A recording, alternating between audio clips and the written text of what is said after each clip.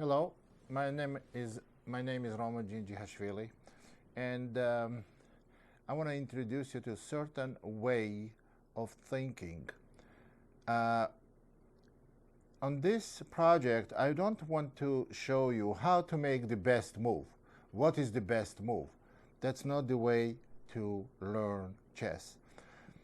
Very frequently when I give chess lessons or I lecture or I analyze game with some lower rated players, frequent question or frequent comment on my analysis is, oh, I would never make this move, I would never find this move, or I would never choose this plan.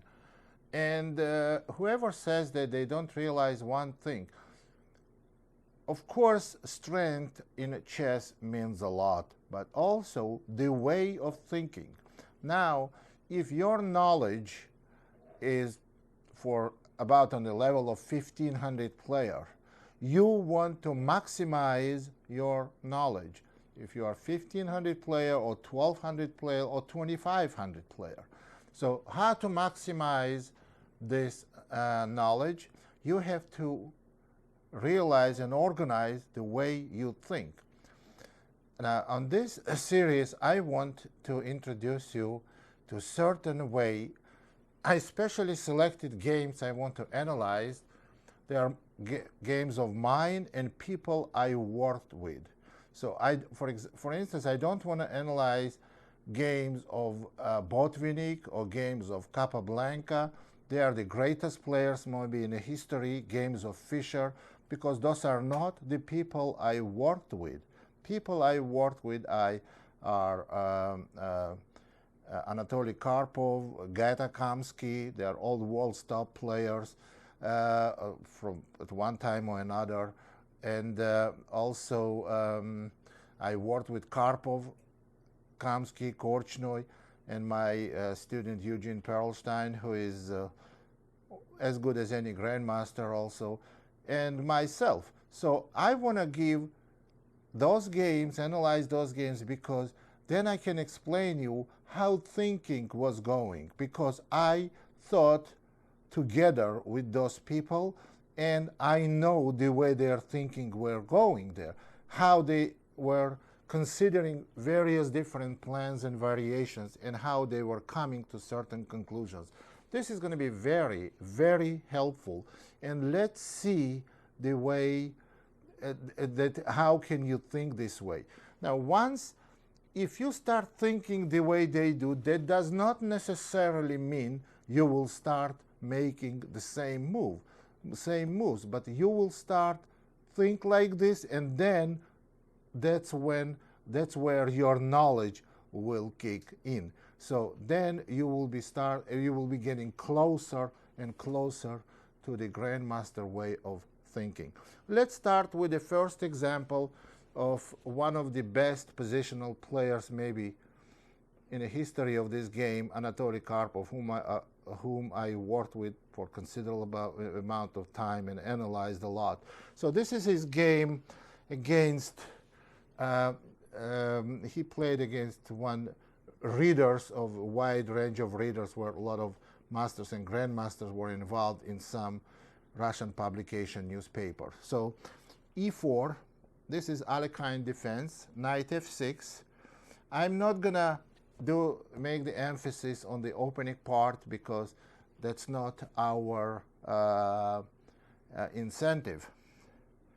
That's not our priority now. Knight d5, d4, d6.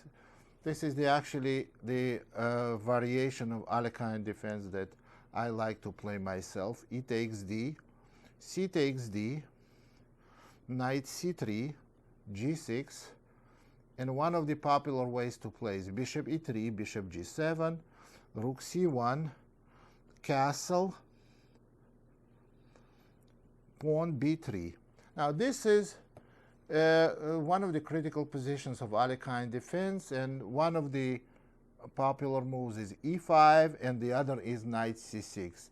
Knight c6 is the move that was played in this game. d5, knight e5, and bishop e2. This is all theory. In this position, black played f5. I think much better move is e6, but that's we're not going to analyze the theoretical part of the opening. So f5 was moved. Now, based on Karpov's way of thinking, he immediately detects the weak square. Well, that's how we can think. Now, how can you think about this position? Let me look at this position from the point of view of a weaker player, or not so much a weaker player, but a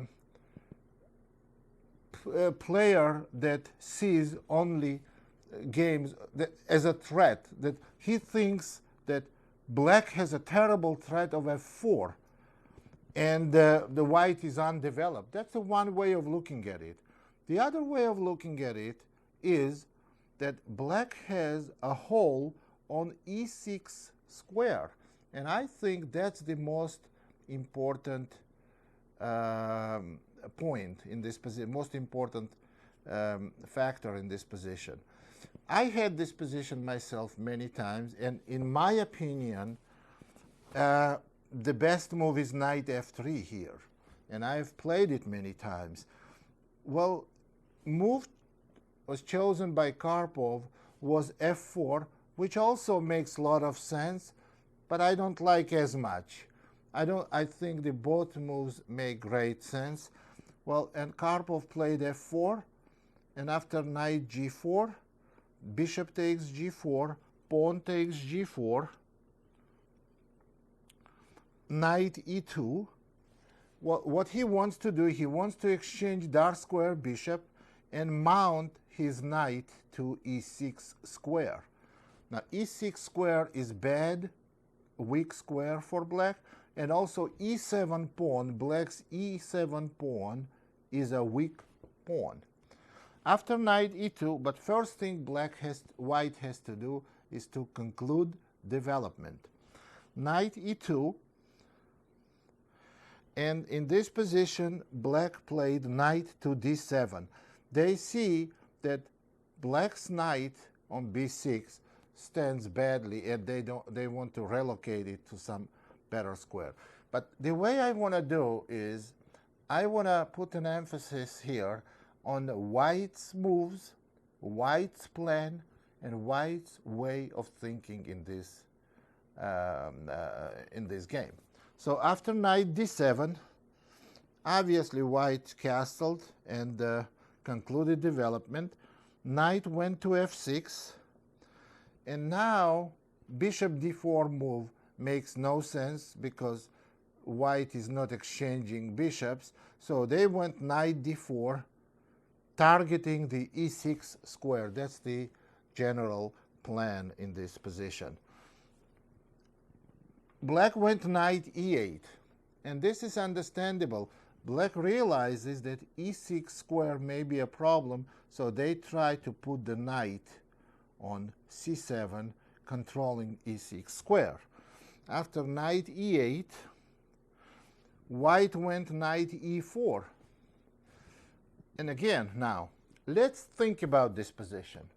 What can we see here? We have the weak square on e6. Now, how can we come to right conclusion and right development of this plan? So obviously, white's plan should be putting pressure on e file, where the weak pawn on e7 is, and also taking advantage of the e6 square. Now, let's see what can go to e6. Knight can come to e6, but if we go knight e6 right away, is it good? Of course not, because black is going to take this knight, and then white does not have e6 square anymore. Besides, black does not have e7 weakness anymore. Knight e6 is not a good idea, but it's good to put the knight on e6 and keep it there. So we cannot stop black from taking it. So there is another piece that can support pressure on e6.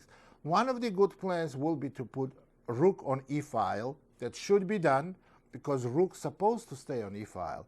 And the other thing is, let's try, we know that of minor pieces, white's dark square bishop can never get to e6 because dark square bishops never go to light squares. So how about the knight on c3?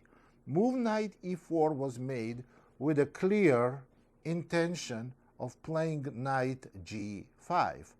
And after knight g5, you see the e6 square becomes a real problem. After knight e4, black played bishop h8. Well, this move makes sense.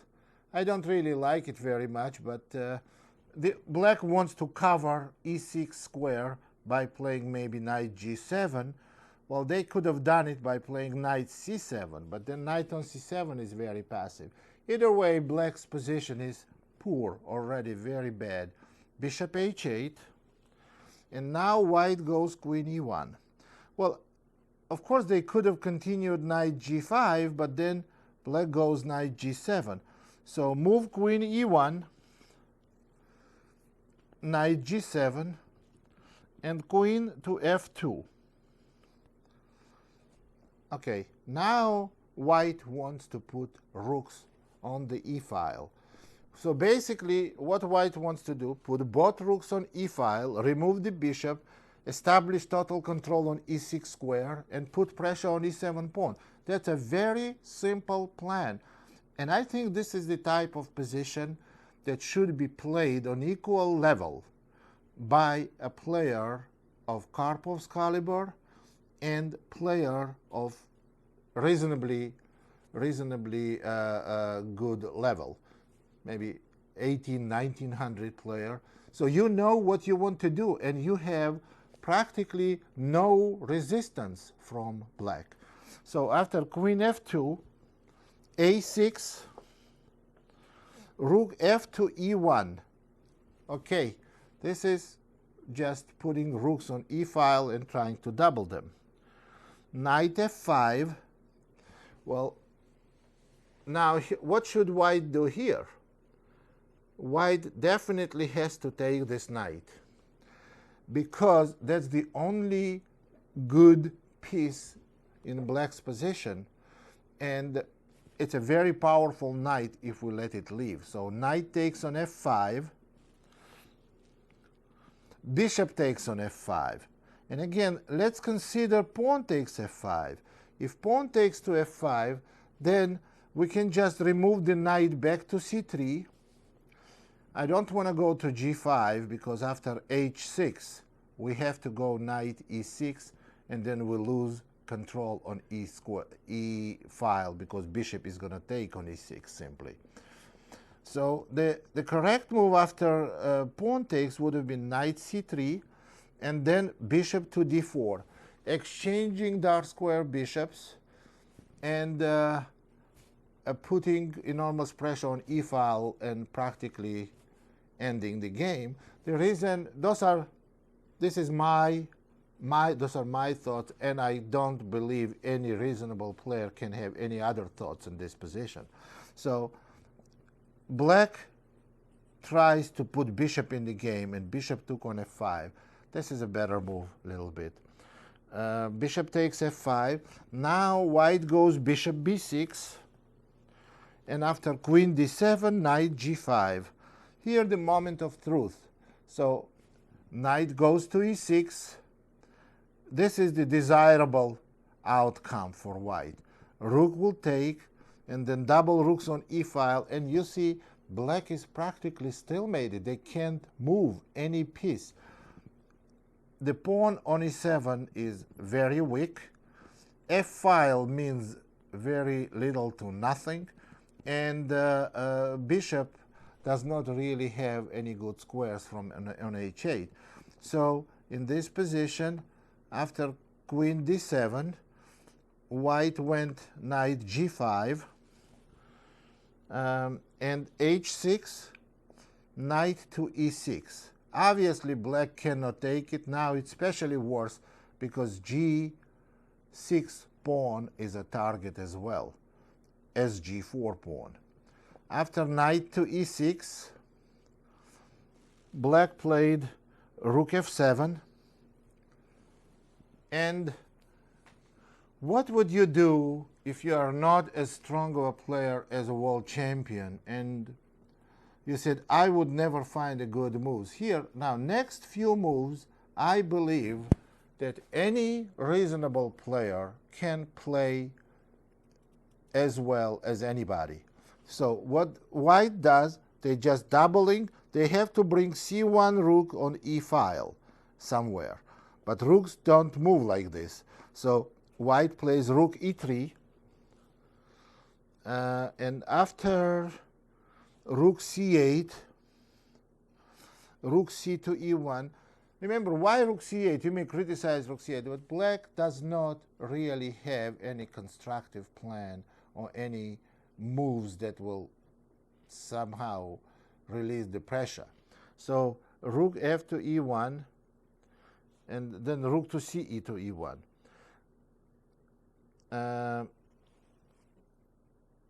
Now in this position, after bishop F6, this is the difference between, this is difference in taste. Now, how would I play this position, and how would Karpov play this position? Now, if you give this given position to someone on Karpov's level, but little different style of player, they may find a million different ways to improve the position. What I would have done, probably gone queen d2, then bishop d4. The way Karpov plays, he squeezes his opponent just like a snake, like python. So he does a4, and he goes a5 to make sure when he removes the bishop, black does not have any counterplay. Now that you can think your own way. That's, well, if you went queen d2 and bishop d4, something that makes sense. This is a good defending bishop on f6. Actually, black has both bishops that black has are good bishops. The problem is their pawn structure, which cannot be repaired. And pawn structure, it's like a terminal disease, and you have to take it, and you have to take advantage of it. Only way you can take advantage of it by exchanging those strong pieces. Well, queen d2 would have been normal plan. a4 is okay. Now we reach the point where the game is all done, the strategic part. So thinking like Karpov was thinking, which was very primitive thinking, but a very precise thinking. That's the way most of the chess games played, with exception of a high level of complexity, and we are not going to talk about those kind of games. This was very, very simple, very consistent, and very correct plan based on the pawn structure. So white went a4, then black played rook h7. Does this move make any sense? No, but so is any other move black will make. Has no sense in this position.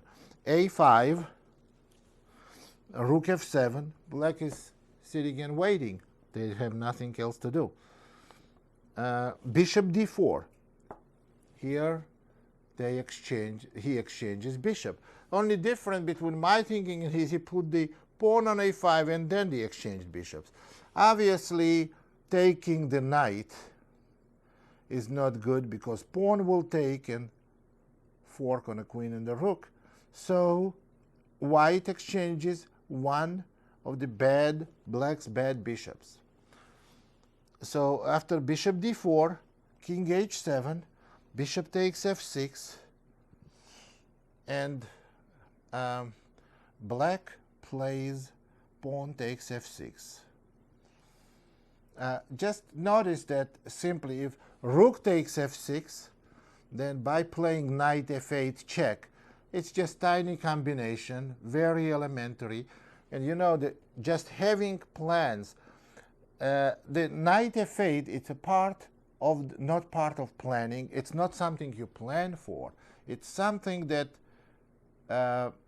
your knowledge of combination. It's a simple tactical shot that can be equally quick found by a player of world caliber and a player of very mediocre or even 1500 players. They can find it easily. Knight f8 check, followed by, it's a fork on king and queen, and followed by rook takes e7 check, winning the queen. So obviously black takes the e with the e pawn, but what happens now? Now black does not have the weak e7 pawn, but now it's different problem.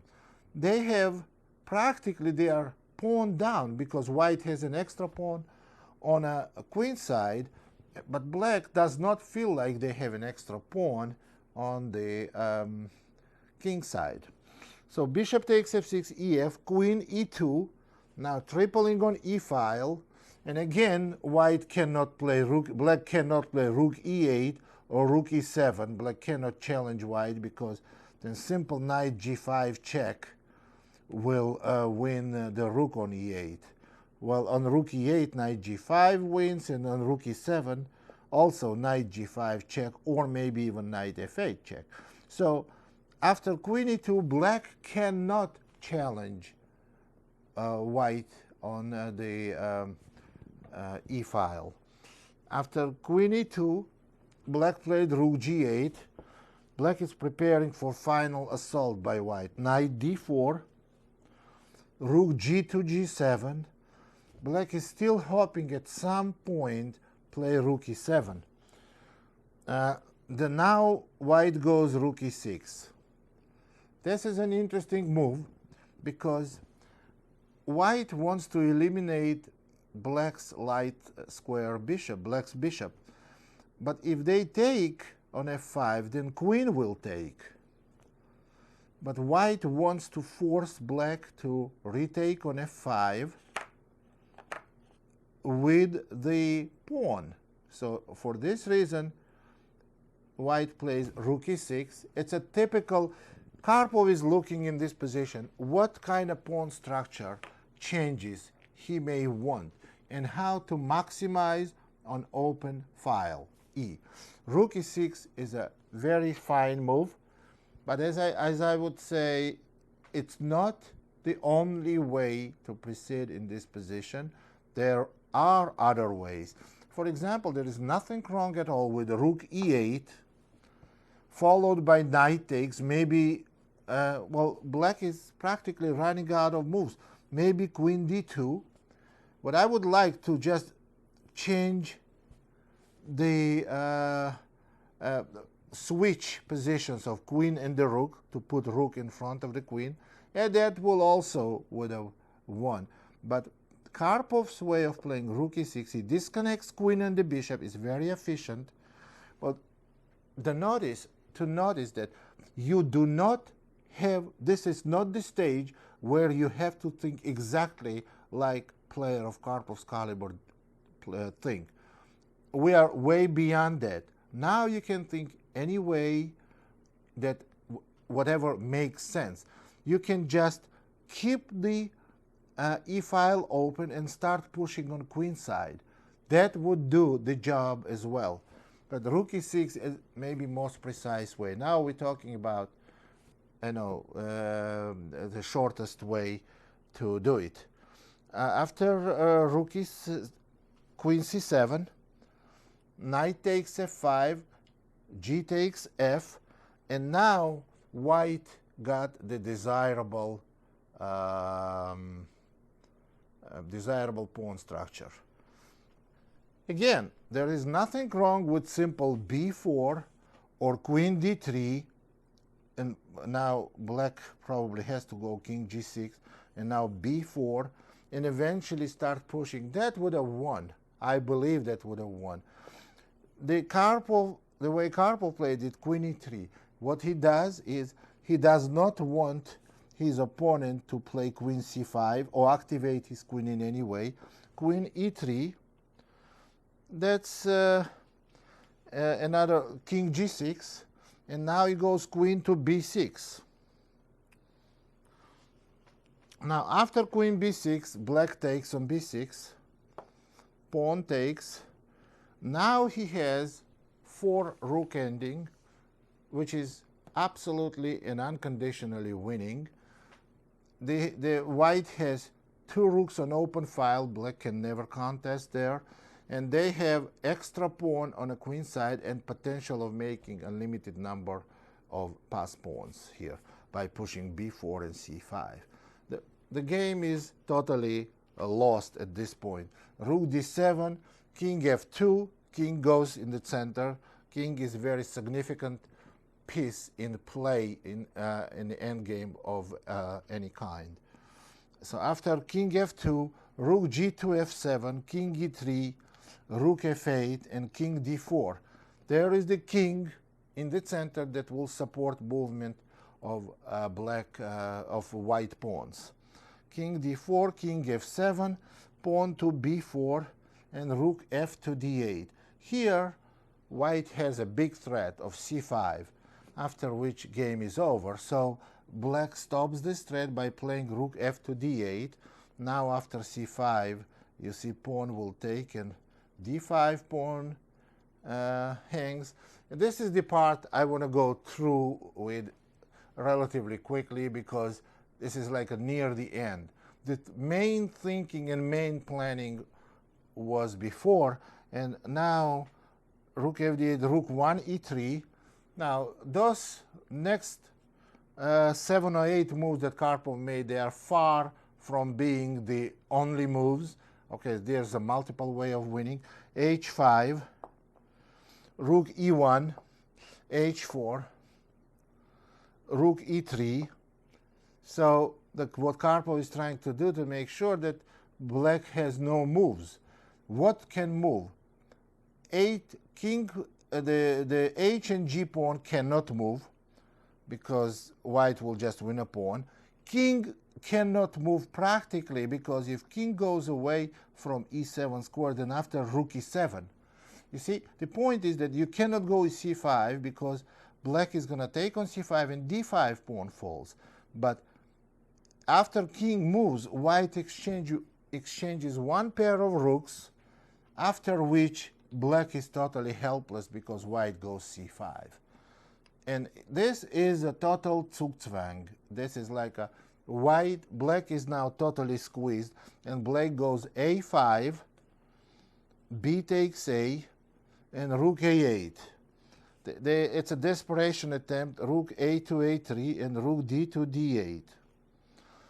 And here Karpov finds the most efficient way to finish the game. a6, pawn takes, rook takes d6. Again, it's not the only way to do it, of course.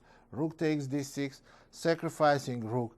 And those pawns, the advantage, they are product of pawn structure advantage. They, of course, sweep everything on the way. Rook d goes to d8, b7, rook a goes to b8, and c6. This is, and on king e7, white win king c5. And white will most probably win both of black's rooks. So next is rook e3 check, probably then d6, then d7, and king b6.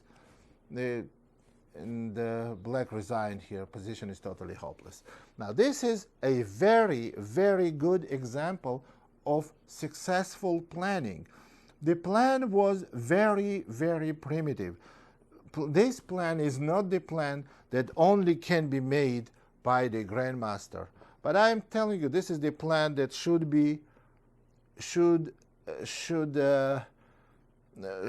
any reasonable player can think like this. You look at the position and outline what are the weaknesses of your opponent. And then don't forget of basic development and the coordinating your pieces towards the weaknesses. there is no move that was made by white in this game that can be difficult for anyone at all, level about 16 or 1700, they cannot make. They can make every one of those moves. They cannot make all of them, but if they think correctly, they can come to those conclusions. They can make most. They can. Well, then again, you do not have to make every one of those moves. If you give this position to another player like Kasparov, I can guarantee you that he would choose exact same plan. He might have executed it differently. He might have been a little more aggressive with it. It would have been exactly the same result, maybe by different means. But planning and thinking is what is important, what was important in this game, and he was very successful. Now let's look at another Karpov's game, where is also basically only planning involved. So this game is also very positional, but you see how he stuck to one particular plan, and he never detoured from there. Okay, this is game against Lubomir Kavalek, another grandmaster. C4, C5, knight F3, G6, D4, CD, knight takes D4, knight C6, E4, knight F6, knight C3, D6. Now, with this is the very famous position of Marozzi bind opening that you can get through from different kinds of openings. This position, you can get it through English opening, you can get it through accelerated Draken, and I believe you can get it to two different kinds of English. You can get it. You can even start first move with D4 and get to this position. Remember, look at this position. Now let me show you the other way of getting to this position. So we're going to go all the way back, and I'm just going to show you how popular this position is. So you can go D4 and get to this position. D4, knight F6, C4, C5, knight F3, CD, knight takes D4, knight C6, knight C3, G6, E4, D6. Exact same position. So this is popular position. You can get through different move orders. But that's enough for the opening part. So let's go on. And after D6, bishop E2, knight takes D4, queen takes D4, bishop G7, bishop G5. This is all well-known theory. Castle, queen D2, bishop E6, rook C1, queen A5, B3, rook FC8, F3, A6, knight A4. This is all theory. Queen takes D2, king takes D2, and rook C6, knight C3, and rook A to C8, knight D5. After knight D5, king F8. Okay, game practically starts now. Till now, it's all opening theory. Now let's look at this position. White has an opportunity to take on F6 and get the favorable pawn structure. White instead played bishop E3. Now let's see what happens if white takes on F6. If white plays knight takes F6, black plays bishop takes F6. And after bishop takes F6, pawn takes F6. This is the position that Karpov played, and he could have gotten it. But that's not the position he wanted, because in this position, white has no advantage. White has advantage in pawn structure, but black has some counter chances. First of all, black's bishop is better, because as you can tell, all white's pawn are on white squares. Besides, if we talk about black's weaknesses, it's the double pawn on f and weak pawn on d6. And black is going to take very good care of both of these problems by playing f5 that eliminates problem 1, which is a double pawn. And after these pawns are exchanged in some way, then problem 2 is the weak pawn on d4, which is totally meaningless because black does not after black goes king e7, white does not have enough power to make something out of this weakness. So the game would have been a total draw if white exchanged on f6. Instead, what white did, played bishop to e3, knight d7, and let's talk about this position. What is this position? All white has in this position is a little space advantage. This is something where white has black has no weaknesses, and white goes h4. Normally, when you see in this fiancetta bishop positions, when white goes h4, h5, they try to mate black on the king side. Karpov considers this position as a solid advantage for white. He goes h4, but h4 has completely different idea here. White wants to go h5 and g4, just like you played in the middle game, not in the order to open h-file and mate black, just to gain space advantage. That's what white has now, and just to increase the space advantage and take over 3/4 of the board. So after h4, what black did, after knight d7 was played h4, and in this position, black played bishop takes d5. They realized that it's going to be very unpleasant, this knight on d5, and they don't have constructive plan. So they played bishop takes d5, e takes d5, rook c6 to c7, and h5. White is very consistent. They try to gain more and more space. King g8. And here, it's another example, another proof that white is not trying to mate black on h-file. They try to gain the most space they can get. And here, when it comes to good planning, the way you think in this, okay, let's take some strong players. Let's see about 2,000 players, maybe 200 players, masters. What they may do, the obvious move for them is g4 and continue pressing on the king side. The way Grandmaster thinks here, and this is the correct way of thinking, well, let's assess position.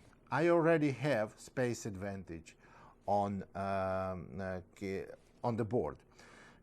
Black does not have b5 breakthrough moves because that just loses a pawn. They don't have breakthrough on e5 because it makes more weaknesses. So, and white has 2 bishops. White has absolutely great bishop on e3. The problem that white has here, it's little less active bishop on e2, light square bishop. So white plays f4. This is all-purpose move. That's a very good move. Now, what this f4 move does, if you know that you have to improve position of your bishop on e2, you have to start looking for ways of doing it.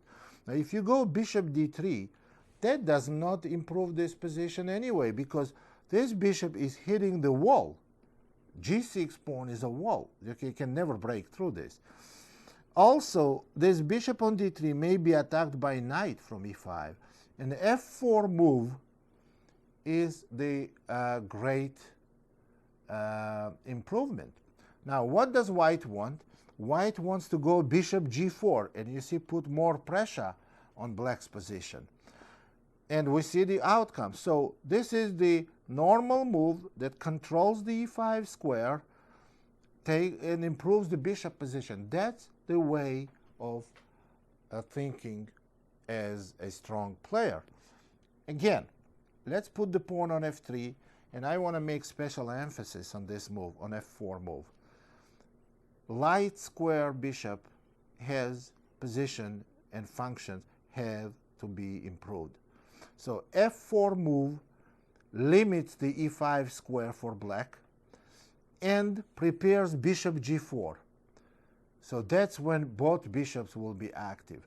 After f4 move,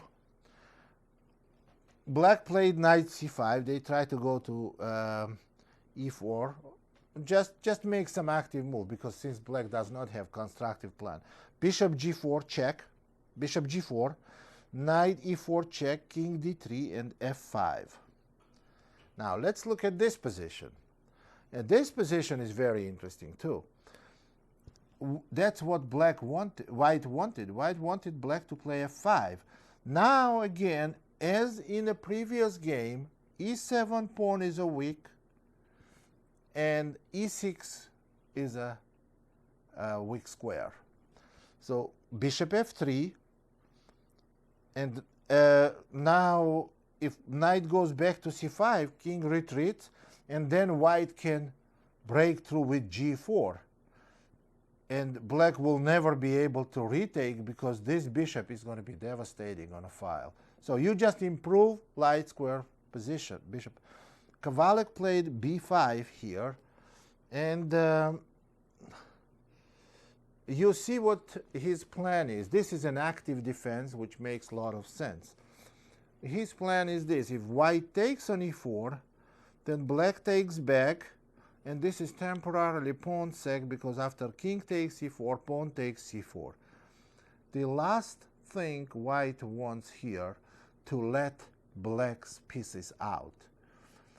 Remember, we mentioned it before, and that this is my thinking, and I believe that was Karpov's thinking as well. White has a space advantage. They don't want to give it up. They don't want to take knight on e4. So after b5, he continued the plan. He went g4. Now all of a sudden we see that after move g4, black is facing big problem. Let's say there is it's white's move in this position. White can play h takes g, and on h takes g, g takes f, g takes f, and now once we have two files open, h and g files, with support of two bishops, black's king position may become very, very dangerous. And after g4 move, black has to act. So what happened here? Black played b takes c, rook takes c4, rook takes c4, b takes c, and knight c5 check.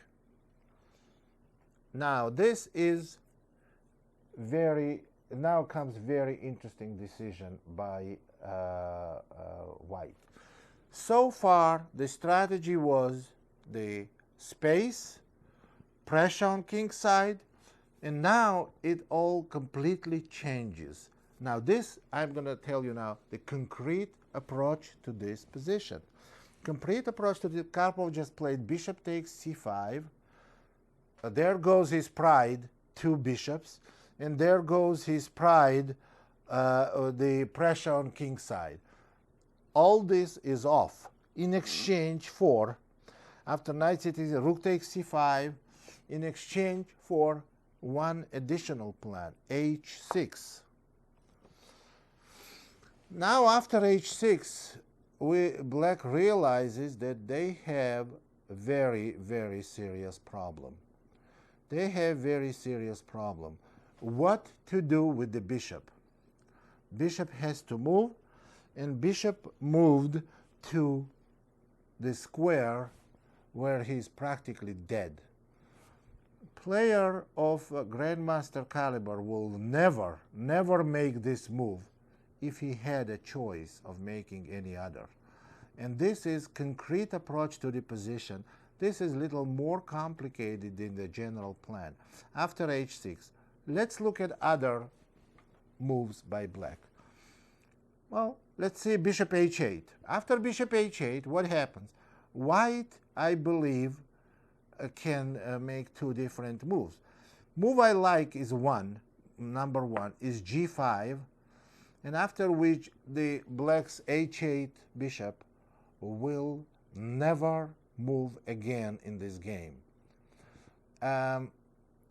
It still would have been a good bishop in the middle game, because just by standing on h8 it would be good. But when there's only two pieces on the board from each side, and one of them doesn't move, it's like a handicap. So now white goes rook b1, penetrates with rook on b7, and practically it's over. The other way of playing this position after bishop h8 can be g takes f, g takes f, and go pick up the f pawn, but then the bishop can come to f6. I consider it not as strong. However, rook b1 also gives white significant advantage. But the best move, all of these things can be played, but g5 I consider the best, and I think after g5, black is totally lost. All right, let's move on with bishop f8. After bishop f8, white goes king c3. Now again, I think what I would have done in this position, I would have gone g5 myself. And I would have let him go rook a5, and maybe go then rook a1 and b1 and try to win this position. Even if not immediate g5, so maybe just play rook h2 to prepare against rook a5 threat. But then again, threatening rook a3 check, maybe now king d4, which is also better for white. But I think the move made by Karpov was most precise. He went king c3, because in case black plays rook a5, king b3 immediately sends a5 rook back. So he prevents any kind of counterplay or any kind of activity by the black. So after king c3, black plays f takes g, because now I think white has deadly positional threat. The deadly positional threat is g5, as I said, and white has an extra piece. White has an extra bishop. f8 bishop is dead to the rest of the game. Rook b1 comes, rook b8, and black is not going to be able to hold too much longer. Well, something like this would be rook b1, and now if this position occurred and black is all defended all, now you may go bishop d1. You see how you can bishop a4 and bishop d7 and bishop e6, totally stalemating black.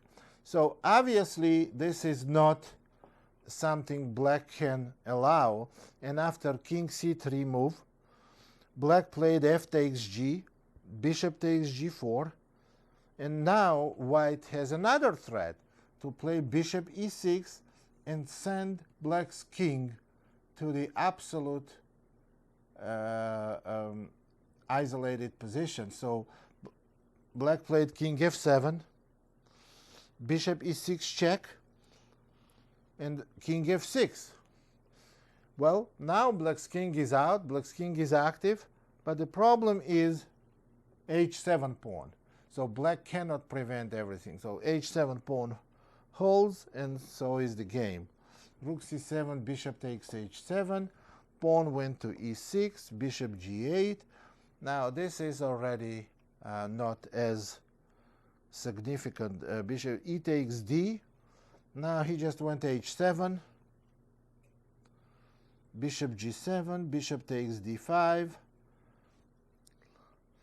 bishop h8. This is already totally lost. King d3, king f5, king e3,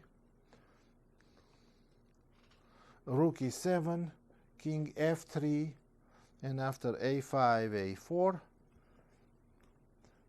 bishop has to stand on h8 to stop h-pawn from moving. Rook c7, bishop check, and after king f6, rook h6, and on rook g7, king g4. You see the pitiful position that black has. They have only one move that does not lose instantly. It's king f7, and after king g5, they don't have any moves that prevents them from losing further material, and they just resigned in this position. They resigned after king g4. That's a very consistent, very simple plan on where white has had big space advantage, and they transferred and they went on to change the plan, and they practically killed opponent's piece. And then they exchanged pieces, and they got dead dark square bishop for black. So that was concrete approach. But to play like this, of course, you have to have certain positional level, positional knowledge. And, well, Karpov is not lacking that, so that's why he was able to convert this game smoothly into winning.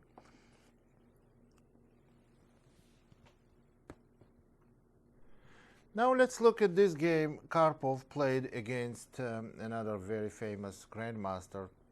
At least he was at that time when he played Enrico Making. This game is very, very unique. Now you're going to see how simple it was for white to play, how effective it was, and how easy to play the game like this for player of mediocre level. e4, c5. Again, we are not gonna analyze in details the opening part. d4, c takes d, knight takes d4, knight f6, knight c3, a6. It's a Najdorf variation of Sicilian. Bishop e2, e5, knight b3, bishop e6. It's all very well-known theory. f4, queen c7, a4, knight c6, and f5. Now, in this position, black played bishop takes b3 and c takes b. Now, let's talk this position. This is already a bad position for black. I think it's real bad, and let's talk why. The weakness on d5 square is very significant. Of course, knight does not go to d5 right away, but this weakness is very critical, and also critical the bad bishop on f8. So white has to find constructive plan to mount some minor piece on d5 square and keep it there. That's why we don't want to go knight d5, because after black plays knight d5, queen is not the piece to stand on d5, and so is a pawn. You have to end up on d5 square with a minor piece. So black played here queen b6, and they are trying to play knight d4, put pressure on b3 pawn, and also try to stop white from the castling. Bishop g5, very consistent and very correct move.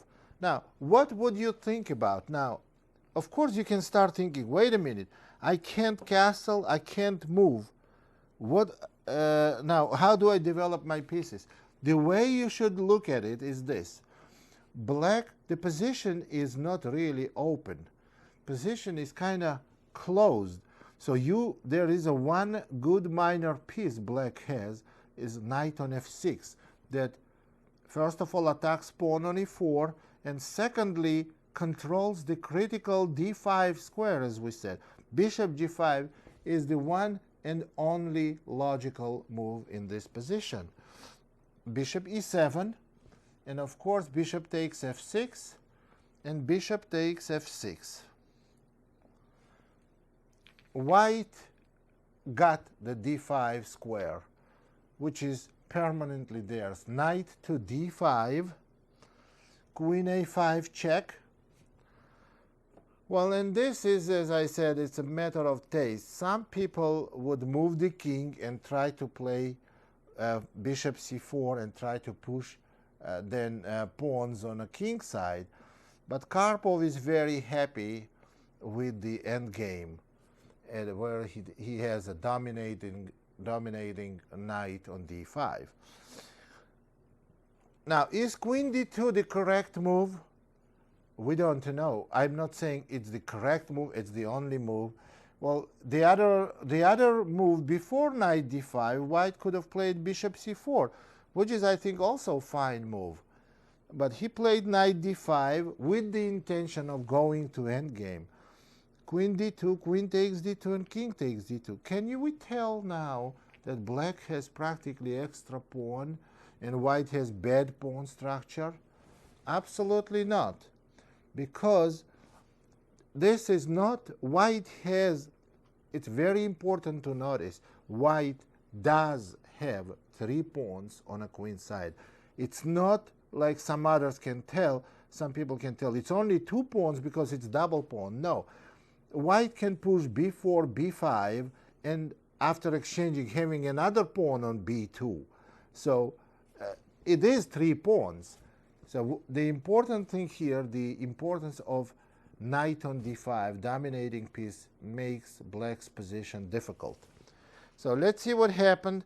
But a lot of people may say, you may think like this too. So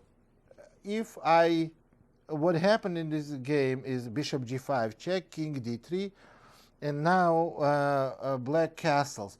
Well, black may think, if I exchange knights, then it will be dark square bishops, opposite square bishops, and it's going to be a draw. No, this is far from a draw. As we saw in one of the examples, just the game before this, Karpov versus Kavalek, opposite color bishops, when one is extremely active and the other bishop is dead, is far from being drawish. So black castled. Black has to castle because there is a threat of knight c7 check. White goes h4, and after bishop d8, white goes rook a to c1. Now, here is the way we think. What does white want? Remember that knight on d5 is not going to win the game by itself. You have to create play.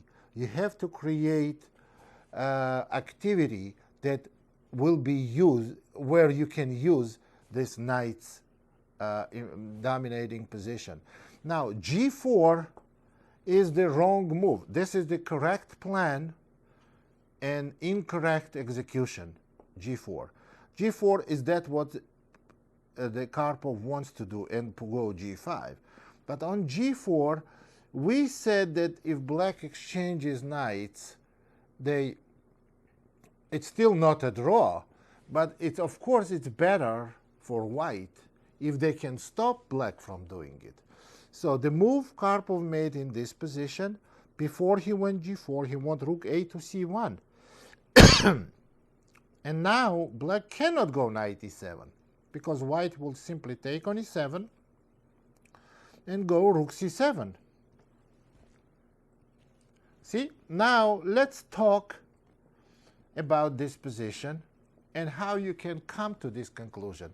Now let me, I'm putting myself in a position of player rated 1500 or maybe 1400, and suppose I have this position. How should I think?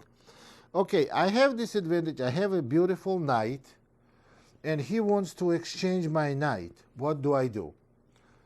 One possible scenario one possible way of thinking is king to, when he puts knight on e7 and he exchanges my knight, let me put at least, after king e3, knight e7, at least put the bishop on a strong position. And this makes a lot of sense. Now if black takes on d5, white plays bishop takes d5, and white still has considerable advantage, which is okay, good way of thinking. Now I would put another thought in consideration. What if I stop him from playing knight e7 at all completely? Rook c1 does it. How can I stop him? Can I go f6? No, I'm just giving him a pawn. So how else can I stop him? C-file is open, and knight e7 is not possible, as we just mentioned.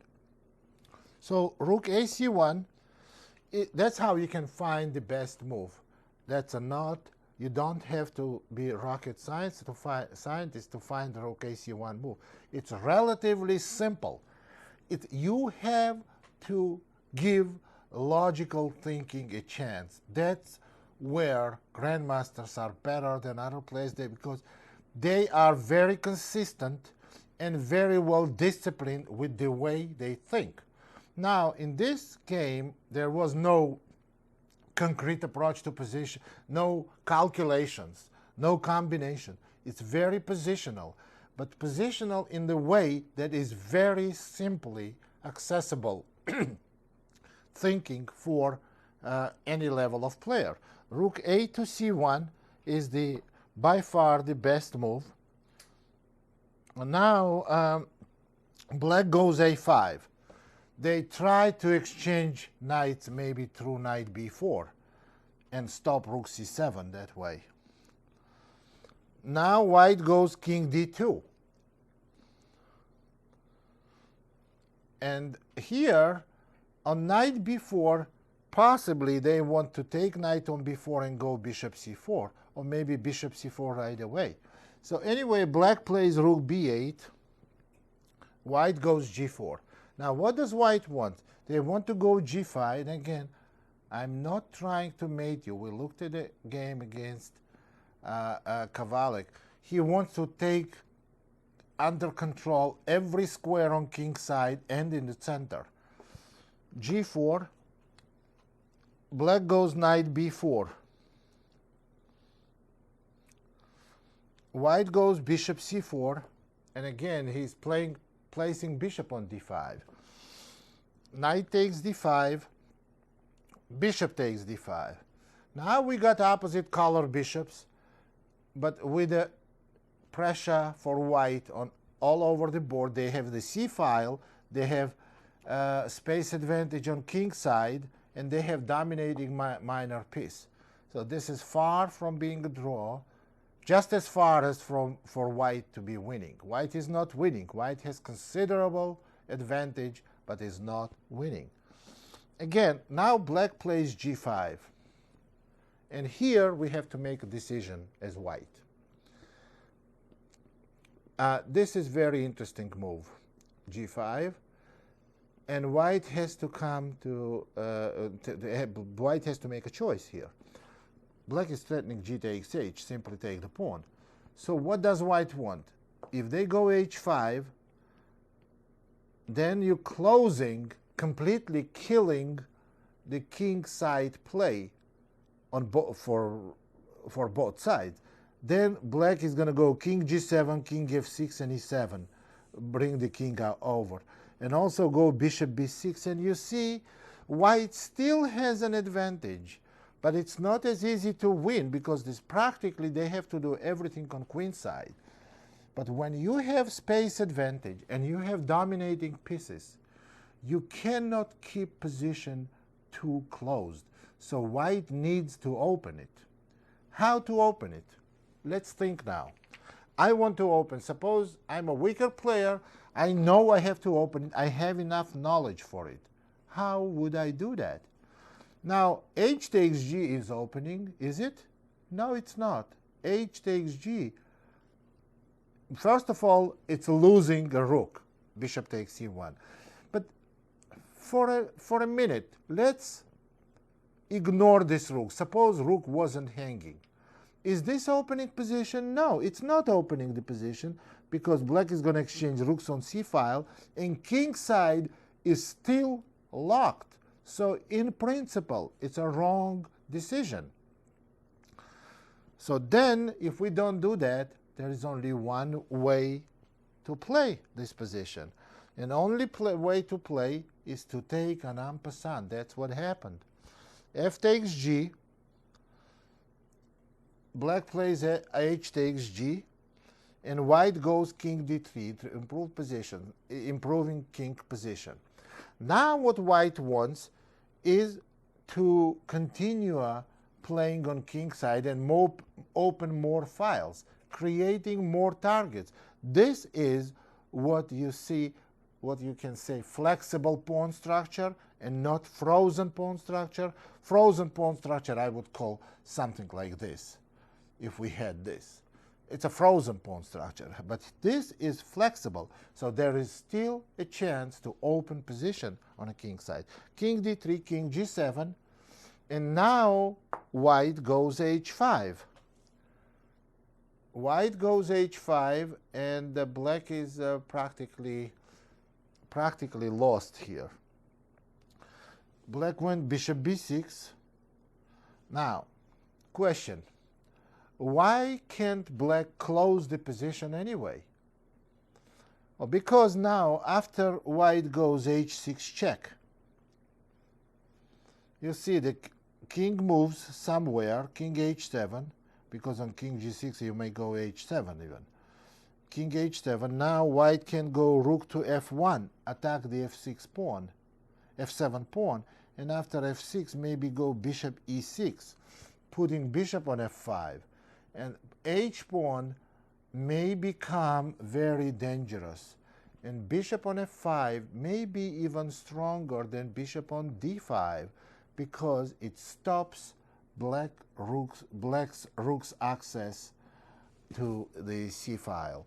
And after white goes rook c1, black is totally paralyzed and lost. So in this position, after h5, black played bishop b6. And now, you are not Karpov, and you are not Grandmaster, and you are not a world-class player. In this position, what would you do? How would you think about this position? Obviously, in this position, and in any position in chess in general, first thing you do, how do I improve position of my pieces? How do I make progress? This is the number one basic question in any position in chess.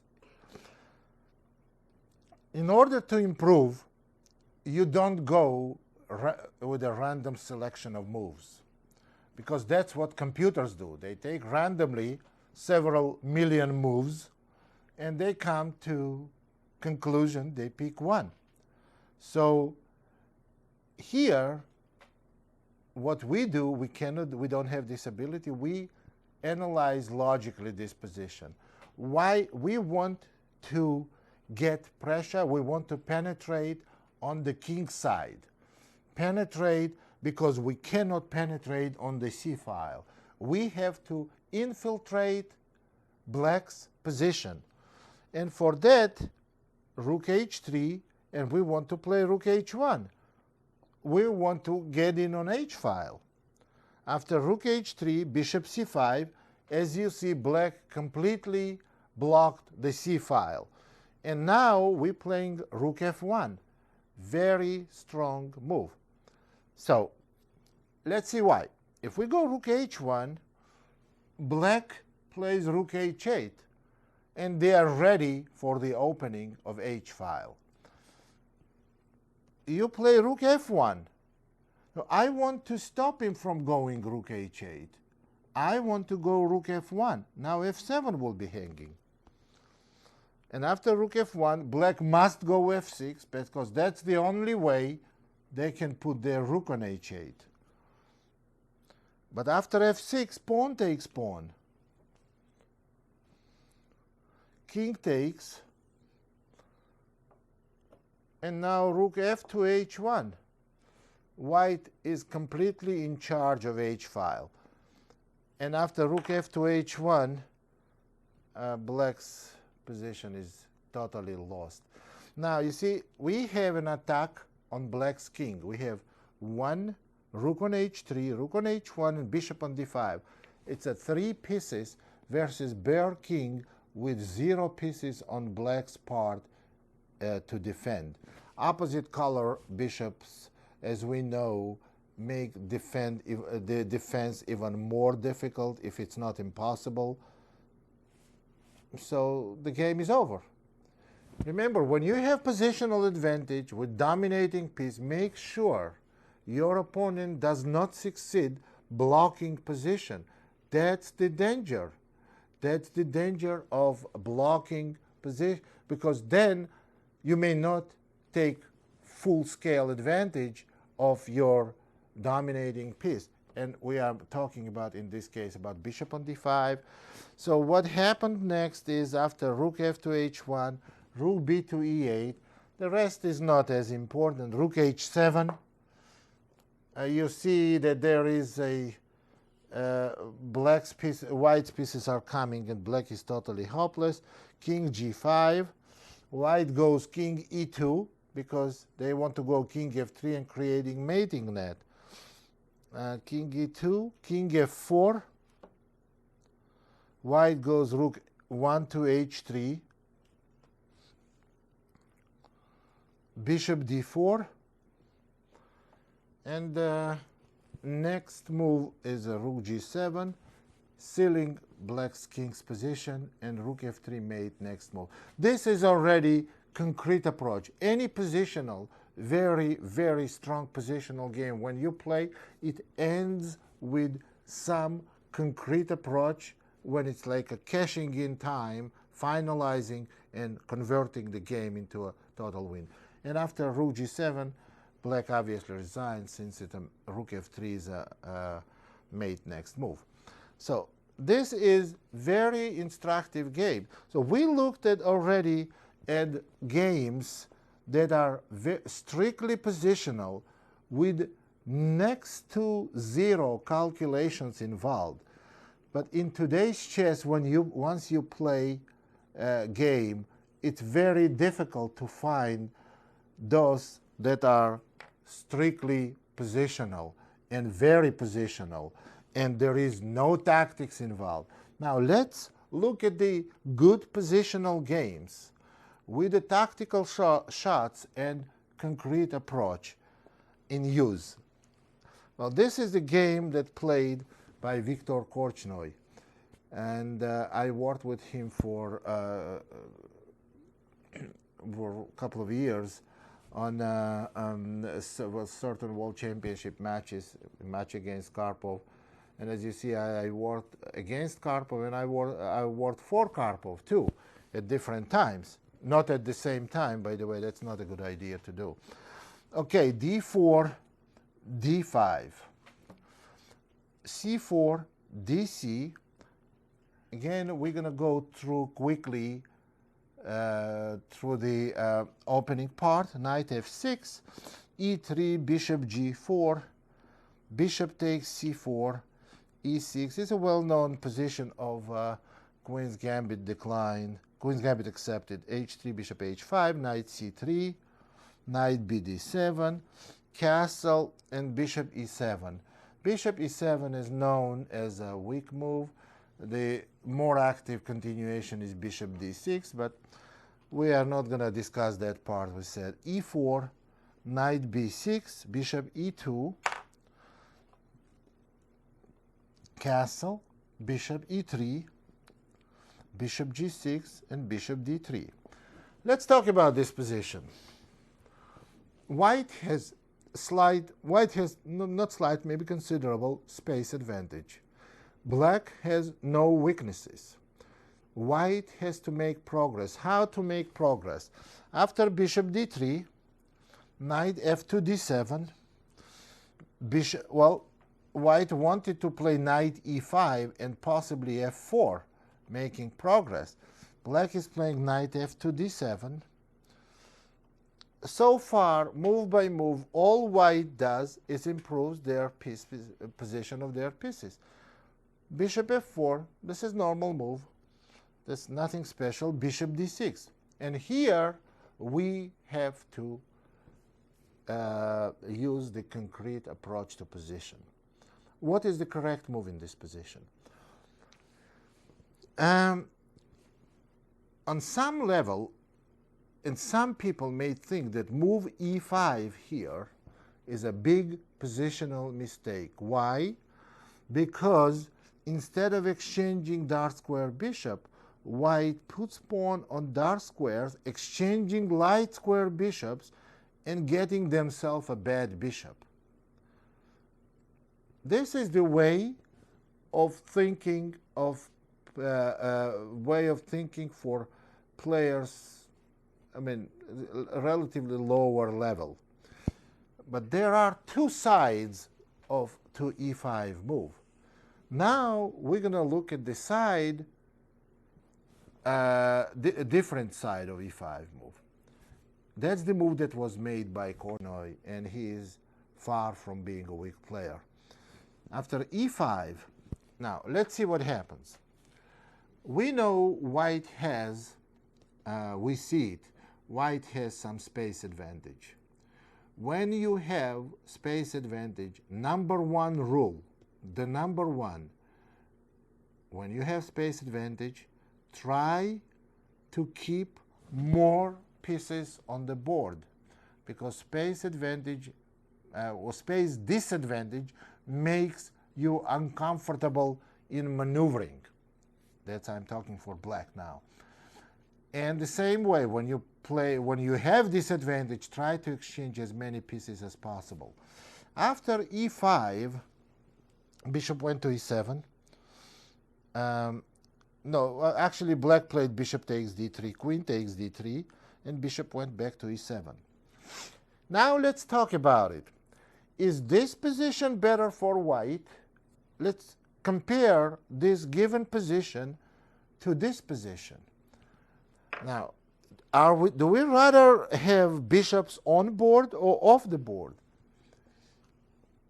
A lot of players may say, I say maybe even majority of the average players will say, oh, it's better for white with bishops off the board, but it's not so.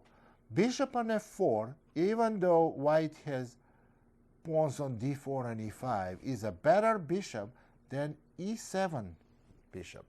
Because here are the advantages of white's position. White has space advantage, and black has very big difficulties maneuvering.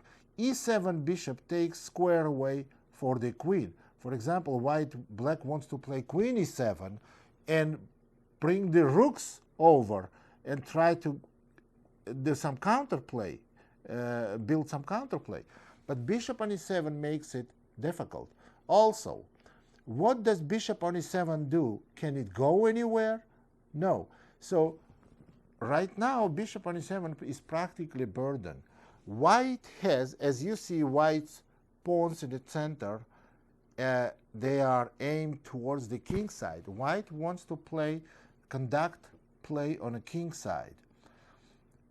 If we start attack on king side for white, bishop on f4, dark square bishop will be very helpful. So that's another side of the story of comparing bishop f4 to bishop e7. In this position, white simply has space advantage and black has difficulties maneuvering. So let's go on, and after queen takes d3, bishop e7, rook a to d1. It's just general move putting rooks in the center, rook e8. Now white played queen e4. This is a good move. Queen e4, attacking b7 pawn, and after c6, black has no weaknesses, but black has no plan, and black has no space. And here, white starts plan of attacking on a king side. Now, we know we have to attack on king side because that's where we have the space advantage. most. Now, how do we attack this side? You have to know, since position in the center is not closed, and there is a still possibility of black going c5 at some point, you cannot just push the pawns on a king side and make progress like this, because if you push it, black can also blow the position with f6, and your king position may become weak. So what you need to do, you need to bring your pieces to queen side and do without a pawn storm. Now this is very important.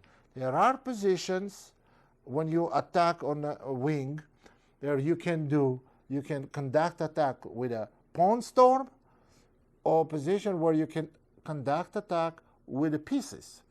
This is clearly positioned. That's the part of knowledge, again, playing. You have to play, you have to know this. In this position, what you need to do, you need to organize attack with the pieces. So rook d3 is the first step. You see, rook wants to go to somewhere to g file. Well, not the way I did, but the legal way. So rook d3, knight d5, and bishop to c1. White wants to keep this bishop alive, because bishop on c1 turns out to be a very strong piece, because it plays on king side. Bishop c1, knight f8, and now white goes h4. What they want to do, as I said before, they don't want to go g4, h4, and g5. No. They want the g5 square. For example, they may want to go knight g5 and rook g3, because in order to put rook on g3, knight has to be moved. But they don't want to go knight back on e1. They want to go to some active square. h4, knight takes c3, b takes c, queen d5, queen g4. And in this position, black plays g6. Now, what's wrong with queen takes a2? Okay, you have to believe in this position that you have one is a queen on g4 piece, knight on f3 piece, attacking, this is 2, rook on d3, which is ready to get involved in the attack, and bishop on c1. Those are the 4 pieces that will be aiming on black's king position, black's king's position. So after queen takes a2, there are several good moves white has. They can go bishop h6, threatening the simple mate. Now after knight g6, I don't know, maybe not bishop takes g7 followed by h5.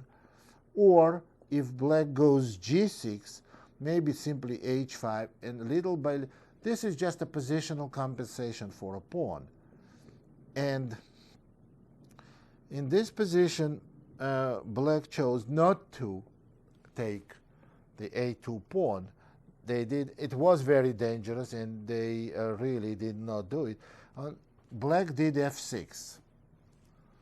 After f6, they tried to stop knight g5 and rook g3, and they don't want rook on d3 to come to g3 on this.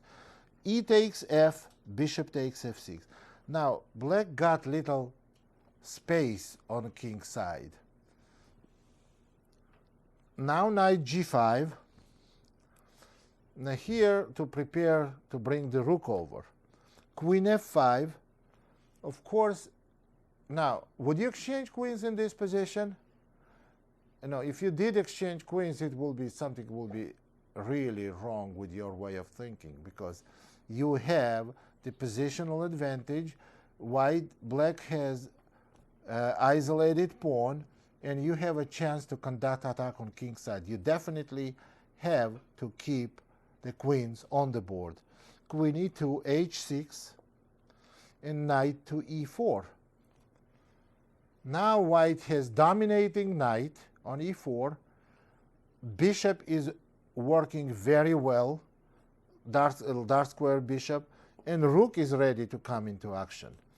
As this, at the same time, threatening knight takes knight to d6, forking queen and the rook. And after knight e4, this position is already very, very difficult, if not lost, for black. That's okay. After knight e4, black goes bishop e7, covering knight d6 check, and remember also defending themselves against the rook f3. So bishop e7, rook f3, and queen d5. And now comes the simple combination. Well, this is the point where grandmasters are stronger. In this position, to get to this position by simple and elementary way of thinking, you can do that. You can get here. Because every move that white made was very, very simple, very down to earth, and extremely logical. Now white came to the stage, we got to the stage where you need little calculation involved. And it's a very simple calculation that is very easy to get to if you have enough training in combination and you can calculate some. Bishop takes h6 check. And if black does not accept the sacrifice, they just lost the pawn on h4, and white gets control on g5 square. They simply lost. Black took on h6. Now rook g3 check. King goes to f7. There is no other square, because if king goes to h8 or h7, it doesn't really matter. After queen g4, black can resign because there are two different mates, queen g7 and queen g8, and there is no defense. So king f7 is absolutely forced, and now queen g4, threatening queen g7 mate. Only one thing to do to move the rook to prepare the escape on e8. And here comes very elegant combination, but not very difficult. Very simple combination. g7. Actually, it's beautiful, but it's very elementary. Queen takes e7 check. Black resigns since their response king takes is absolutely forced. Rook goes to g7 check. There is one legal move is king e8. And after knight f6, game is over. It's checkmate. So this is the good example of well-planned attack with a simple combination. And most of the attacks, successful attack, that's how they end. If you think you got the attack that is really strong and you didn't succeed, so there must be two reasons you may have why it didn't work. Question one, your assessment was wrong, and that wasn't a strong attack. Question two, you didn't plan correctly your attack. And number three, you missed the some tactical shot, because most of the attacks like this, they end up with a brief, elementary, simple tactical shot that ends the game. Now, I want to show you, next game I want to show you, it was played by me, and I remember the way of my thinking. It was against Grandmaster Walter Brown. That was played a while ago in a very important event in New York, an international tournament, which I had to win the game to win the tournament. Actually, it was like a round before last. And let's go with this. G3, and I want to show you a very interesting an approach. And there will be some tactical shots. There will be strategy involved. There are some tactical shots and very interesting way of thinking. The reason why I pick up, I don't normally like to show my games and show, well, you have to do this and that, but that I can deeply explain the way of my thinking. I think it's very instructive here too. G3, C5, bishop G2, G6, knight F3, bishop G7, C3, knight C6, D4, C takes D, C takes D, D5. This is all very boring opening, but it lightens up later. CD, CD, D5, knight C3, E6, castle, knight E7, bishop F4, castle, queen D2, knight F5, attacking D4 pawn, E3, F6. Okay, now let's talk about this position. It's a very interesting position. So white, it's symmetrical, absolutely symmetrical pawn structure, but white has better bishop on F4. The G2 and G7 bishops are equally active, but bishop on F4 is much better than bishop on C8. On the other hand, there is a downside to it. Bishop on F4 may become a target now after F6. That's what was played in the game. Black is threatening to go G5 and trap the bishop. So H4 is practically forced, and now H6. And G4, in this position is G4, and after G4, black goes knight D6.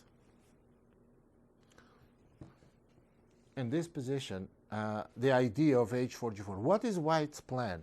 I went G5 here, and black has to solve some positional problems. This is a problem position for black unless they try to show some activity and become very tactical. And here game turns very tactical. But the reason why black has to become very tactical and they have to use some extreme measures is this. If black simply takes on G5, white will take on G5, and now if black avoids breaking on their pawn structure on king's side and go F5, they significantly weaken E5 square. And white has dominating pieces and dominating control on E5 square, while bishop on C8 is still very bad. After G5 move, black played knight to E4. Now, after knight E4, I have a choice. I can move the queen and give up a pawn on G5, and I can take on E4. This is now a little tactical. Now, we are knight takes E4, pawn takes E4. Now G takes H, and in this position, my opponent played pawn takes knight. Here comes the key question. But what if black simply plays bishop H8? What am I going to do with my knight on F3? You see, this position is not good for white if white has to play knight H2. If we do knight H2, knight E1 probably is much worse, even square. And those are the only two square white has for knight. And knight H2, black can even go E5. And I don't really like white's position. I think white has bad game. Bishop G3, E takes D, and then pawn F5. This position clearly favors black. But after thinking, that's what Brown's intention was.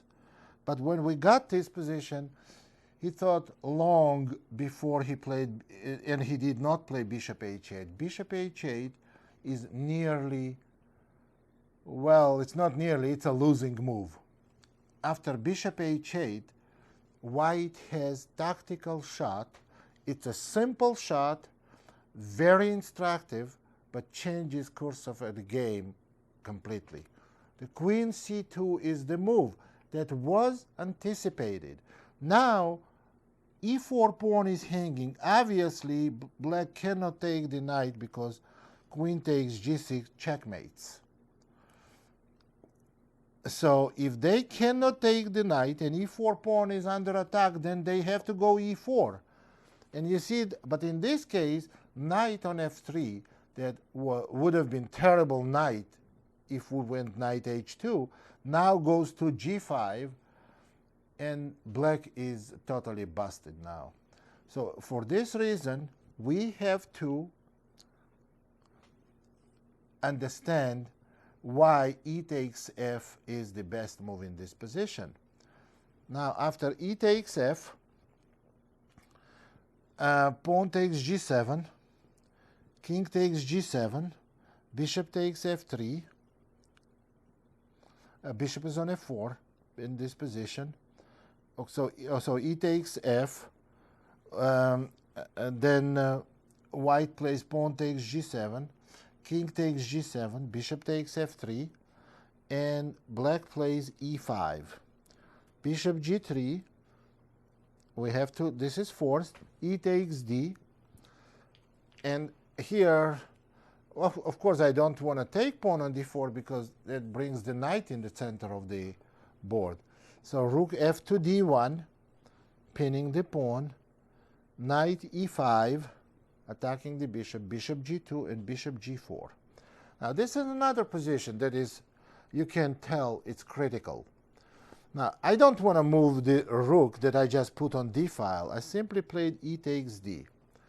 Now, if black plays bishop takes d1, rook takes d1.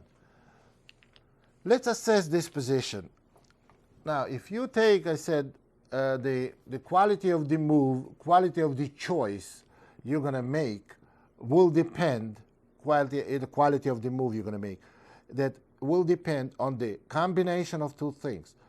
Think like grandmaster, or think like strong player, use logical judgment, plus the amount of knowledge you have. Now, knowledge tells you that black, any next to beginner player knows that the exchange is worth maybe, rook worth maybe bishop and 2 pawns. But here I have bishop and 1 pawn. So knowledge tells you, information you have stored, that black has material advantage. However, black's position is very bad here, maybe lost, because knight has to move wherever it moves, and those two bishops on g2 and g3 are extremely powerful. That's the way you think, especially with the presence of d pawn. Now pawn goes to d5 and further to d6, and those two bishops supporting, black's position is lost. Of course, on the level of grandmaster, the move like bishop takes d1 does not even come into consideration.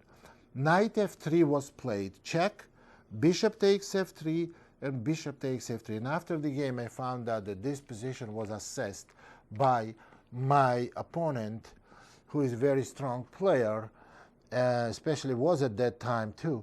And it was assessed in his favor, but that wasn't so.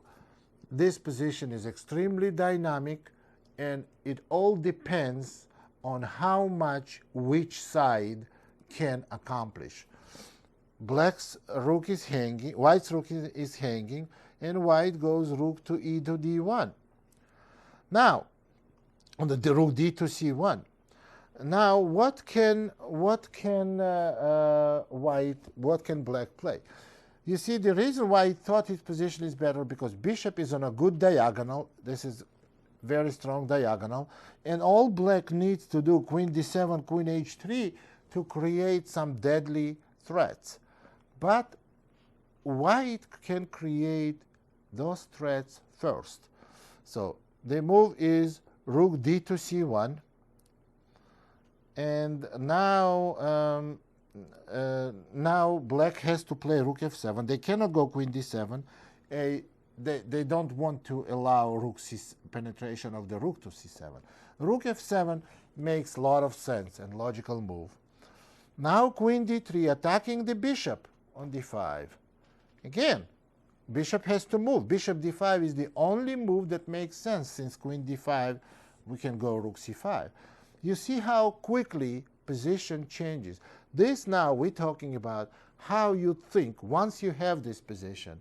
How you think, how do you create threat? You don't start defending yourself against those threats on the light squares, or you try to defend g2 and h1 squares. Queen d3 attacks the bishop. Bishop goes to d5. That makes a lot of sense. Now after bishop d5, we go h5. You see how everything changes quickly. All black needs to consolidate and bring their queen and a8 rook to king side.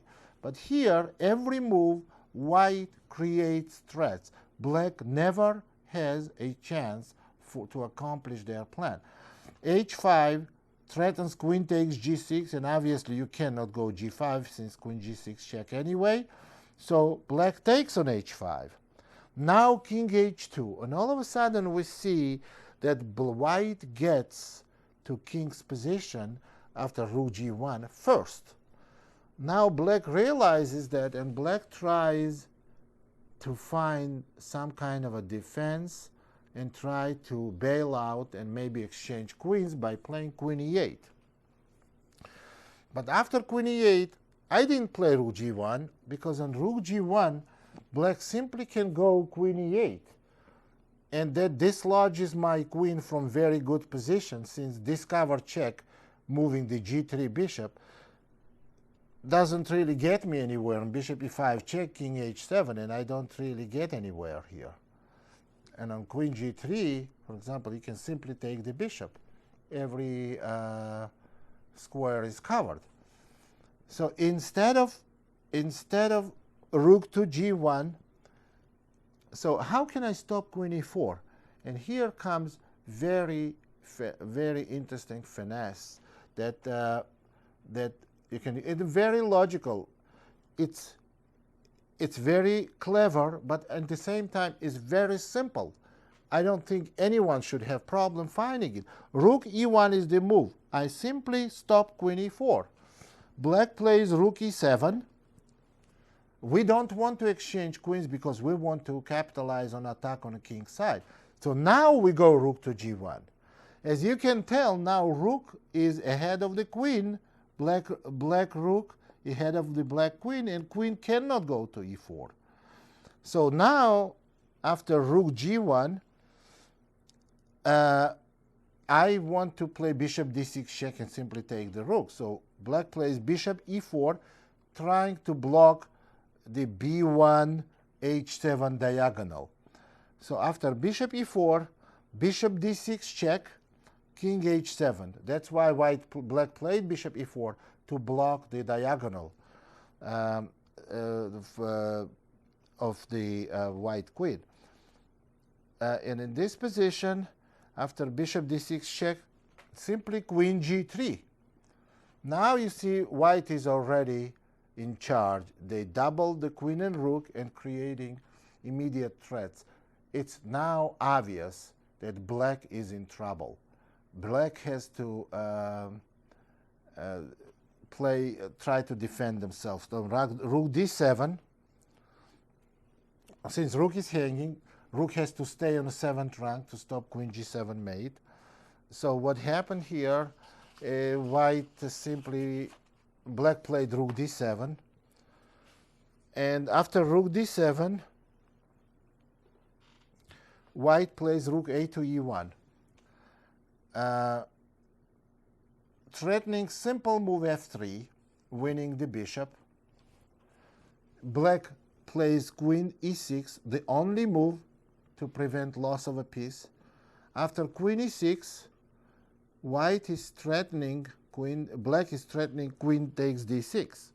Now f3 doesn't do anything, but here comes the very, very interesting move, bishop b8. That's blocking a8 rook. And white is threatening simple rook takes e4, following but queen g8. And in this position, after bishop b8, black played queen e8, again trying queen takes b8 and pinning the queen. Well, if white plays rook takes e4, which is what happened, queen takes b8. Now we cannot checkmate him because it's discovered the queen is pinned. So, but in this position, after queen takes b8, a very simple, very effective and very simple shot, rook e5, blocking diagonal because it's threatening rook takes h5 mate, threatening queen g6 with a mate, and black has simply no defense.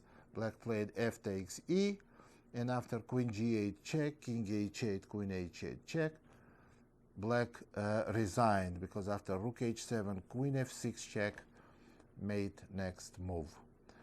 So as you see the tactics, there are a lot of tactics, and it's interesting. If you learned tactics a lot, and if you solve any elementary problems in chess tactics, this should not be any problem for you to see any of it. These are very, very simple tactics and well-planned attack on a king side, and various different positional ideas that I explained. Now, next game I want to show you was played by me, also tactical and also good plan. But I remember it was played by me many years ago, and it was just regular King's Indian, c4, g6. Again, we go quickly through the opening, bishop g7, d4, d6, e4, knight d7, knight f3, e5, d5, knight h6. This is one of the varieties of King's Indian. Bishop e2, castled,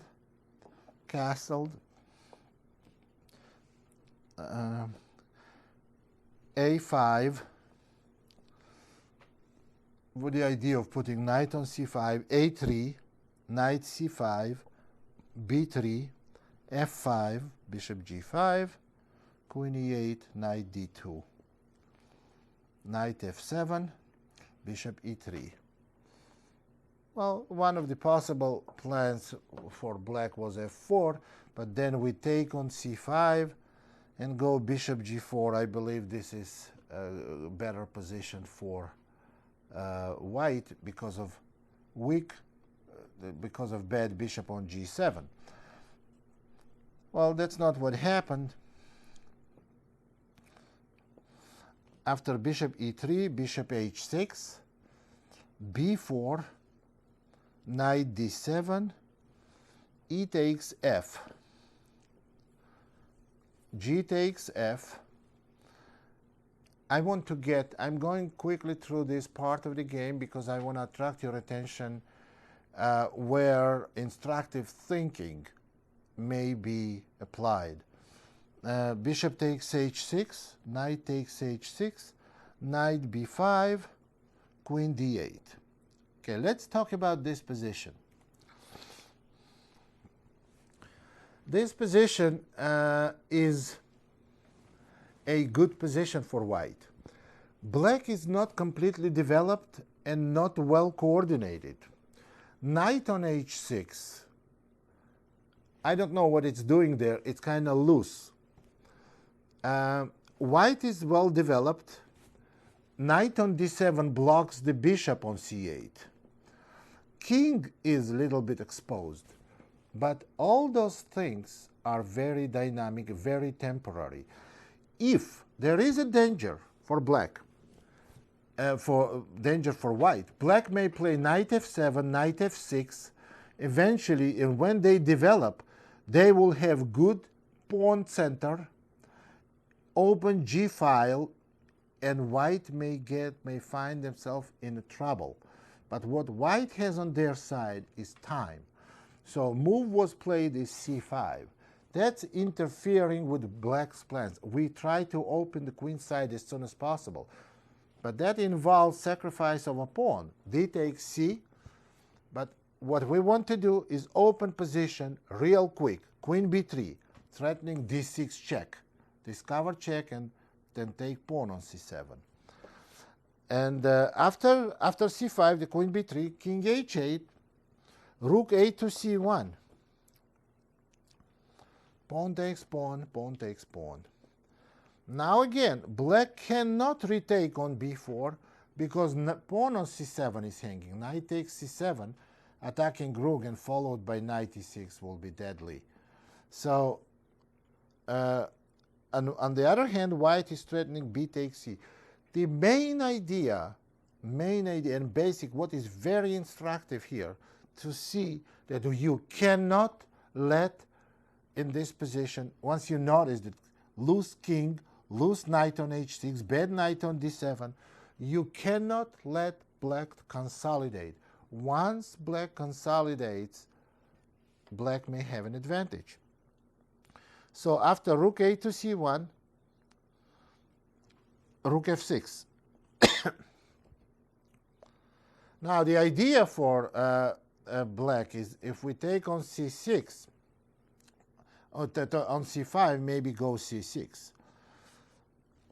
After rook F6, white went knight C4. Now knight C4 puts even more pressure. If black takes on B4, then maybe queen takes B4. You see white has very dangerous pressure in the center and followed by D6, rook D1 and D6. And in this position, after knight C4, black went knight F7.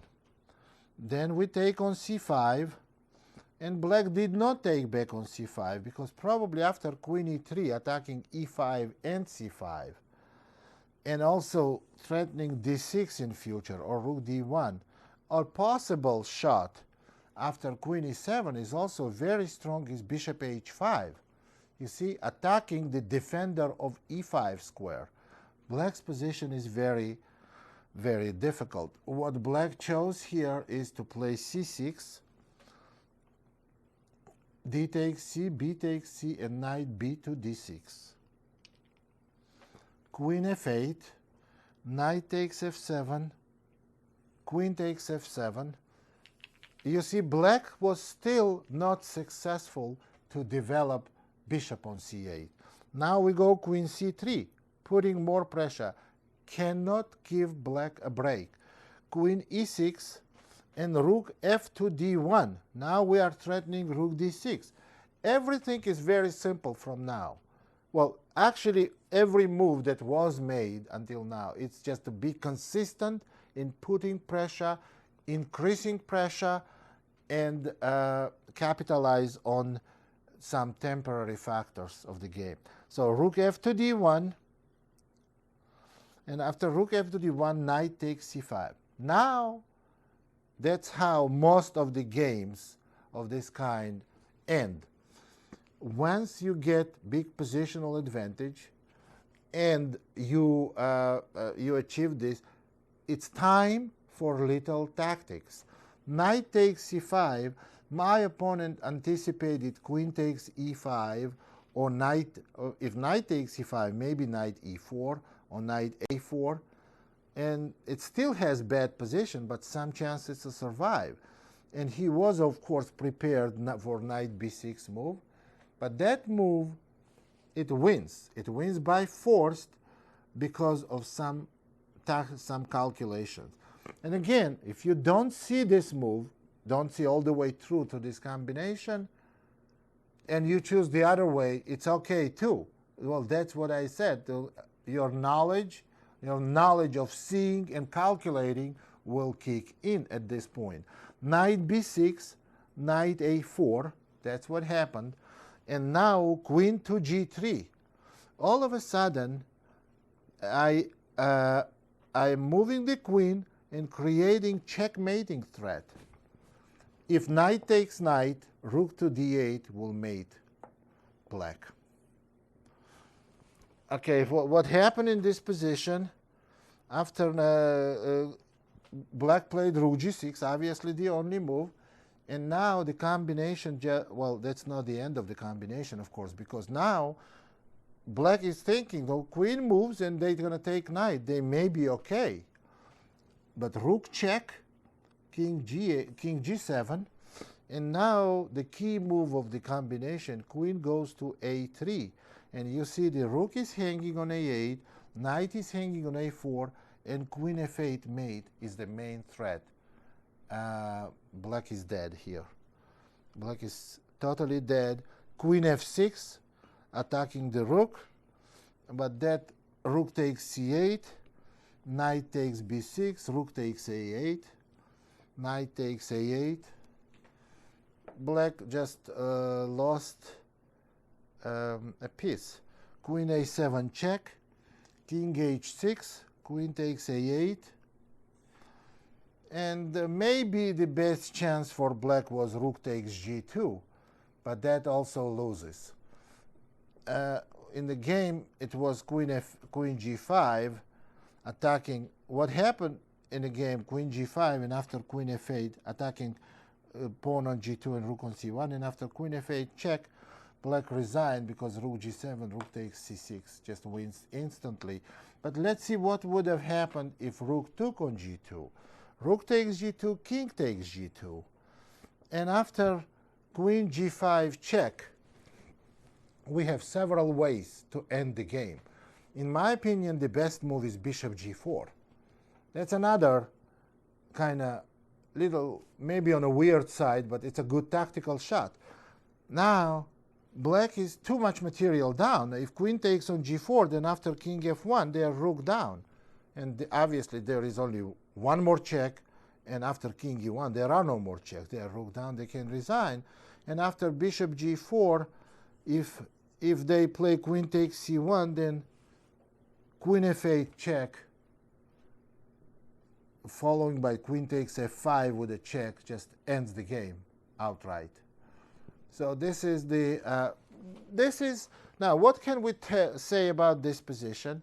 White got, this was very, very different from the games of Karpov we saw in the beginning of the tape, of the program. So where it was very positional, very consistent, but not too many games today you can see that develop like this. There is a lot of tactics involved, a lot of combinations involved, and games are a lot more dynamic. Of course, you can still play very positional games, very static positions, but not too many of those you can see played. Mostly tactics, but then you have to use your strategy, your planning, integrated with some tactical shots that you feel comfortable with, and some calculation is involved. That's the part of the knowledge, and so the tactics are very, very important. Now look at one very, very short game that was played by Korchnoi. And I remember he was commenting this game. He couldn't believe how grandmaster of the caliber of his opponent, who was Artur Yusupov, at some point one of the top grandmasters in the world.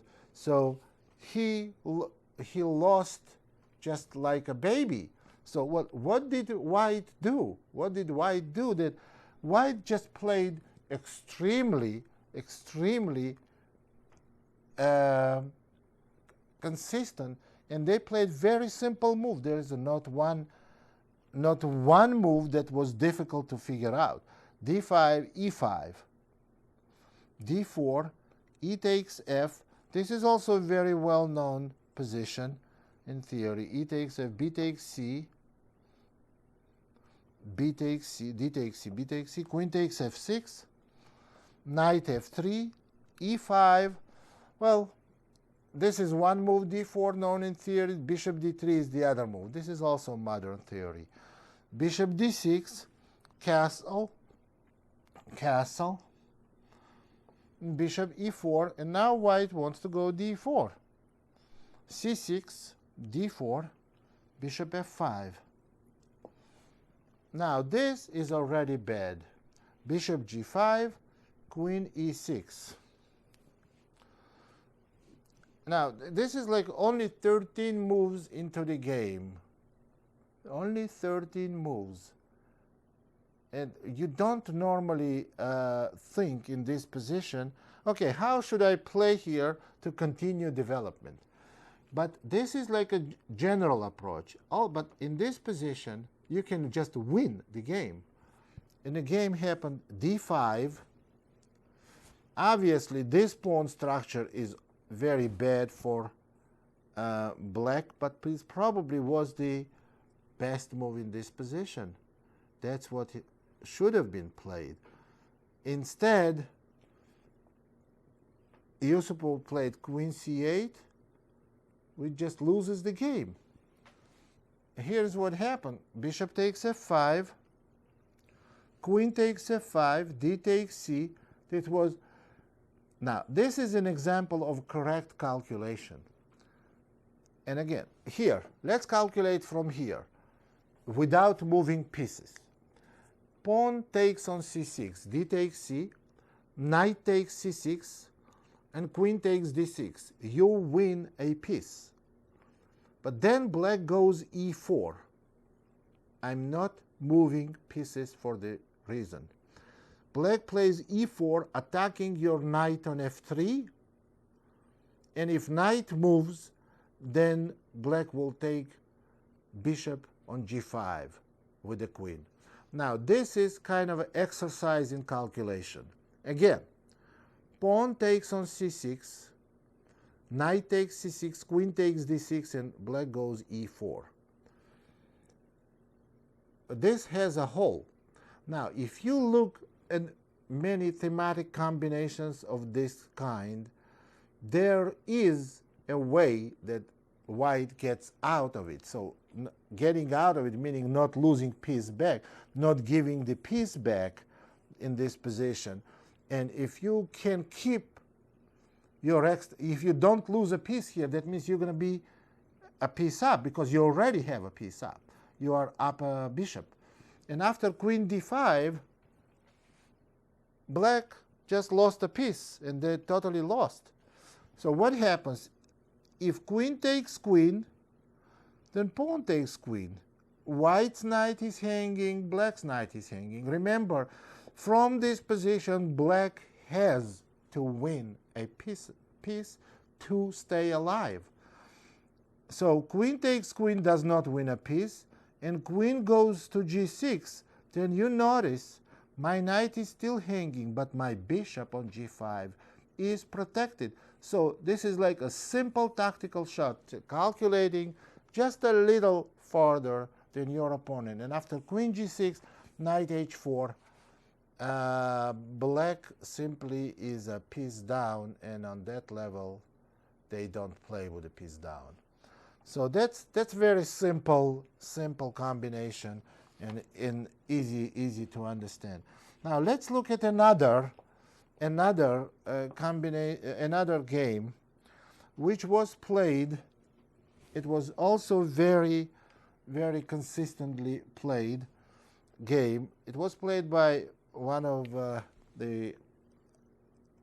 my students, Eugene Perlstein. It was very consistently played. It was very simple and very consistent. That ends with a very simple tactical shot. This is a well-planned game, and it's very easy to understand. e4, it's a French defense. d4, d5, knight c3, bishop b4, e5, c5, bishop d2, pawn takes d4, knight b5, bishop f8, knight f3, bishop d7, knight takes d4, knight c6, bishop d3, queen b6,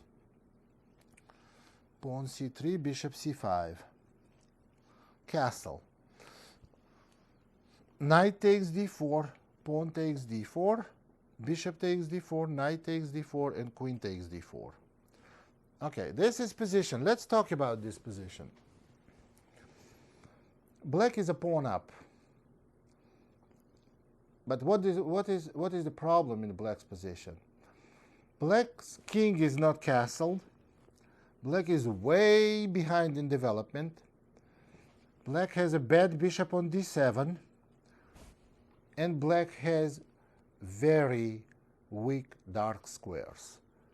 Dark square diagonal from a3 to f8 is very weak. So, and they don't have a dark square bishop to protect those squares. So bishop c3, queen b6.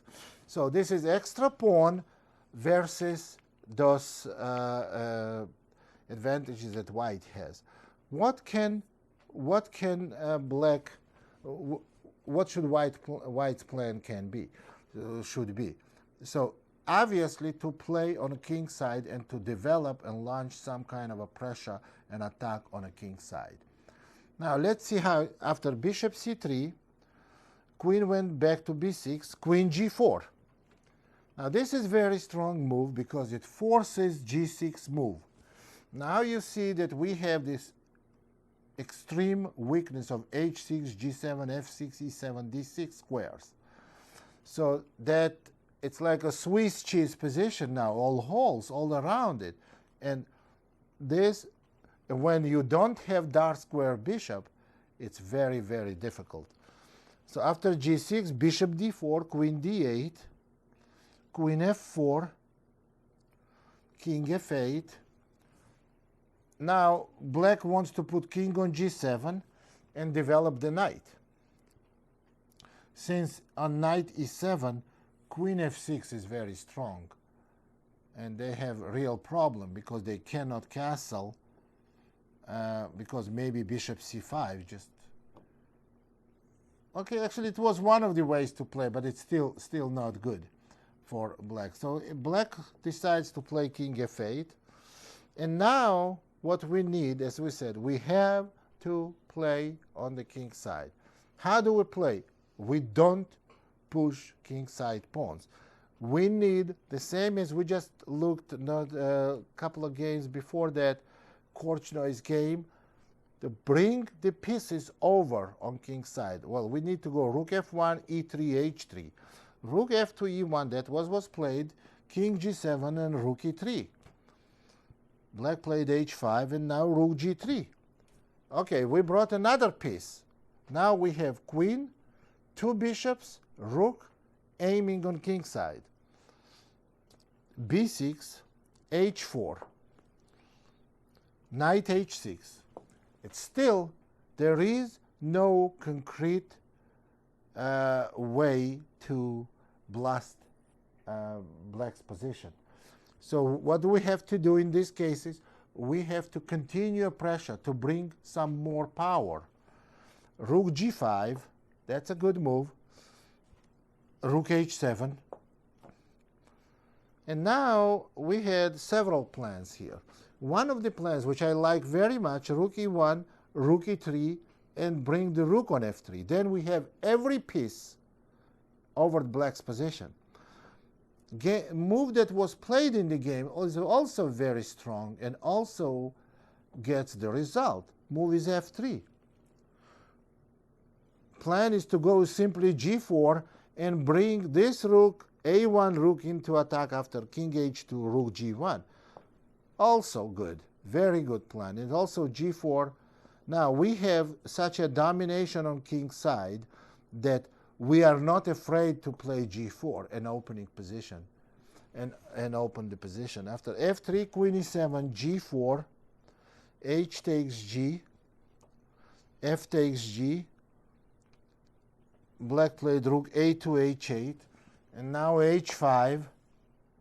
You see, g6 square is already cannot be defended. After h5, knight takes g4. That's a desperation attempt.